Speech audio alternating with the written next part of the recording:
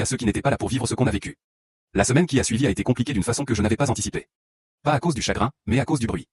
Dinora avait commencé à raconter sa propre version des faits autour d'elle, disant que j'avais pété les plombs sans raison, que j'avais annulé notre mariage dans un accès de folie passagère. Certains proches de sa famille ont relayé cette version et m'ont appelé pour me faire la morale. Mais il y avait un problème dans ce récit, la photo qu'elle avait postée, beaucoup de gens l'avaient vue avant qu'elle ne la supprime. Trop de gens. Et plusieurs d'entre eux m'ont écrit en privé pour me dire qu'ils avaient tout vu, qu'ils comprenaient ma réaction et qu'ils me soutenaient dans ma décision. La vérité avait ses propres témoins. Je n'avais pas besoin de plaider ma cause. Ces journées ont quand même eu leur part de douleur. Il serait malhonnête de dire que tout était simple, que j'effaçais 6 ans d'une relation sans ressentir quoi que ce soit. Ce n'était pas vrai. La douleur était là, mais elle n'avait pas la forme que j'aurais imaginée. Ce n'était pas Dinora qui me manquait, pas vraiment. C'était l'idée de ce futur que nous avions dessiné ensemble, ces projets que j'avais soigneusement construits pendant des mois, cette vie que je croyais voir se concrétiser dans 2 semaines et qui s'était évaporée en une nuit. J'ai réfléchi longuement pendant ces jours-là. Je me suis rappelé des moments que j'avais préféré ignorer à l'époque.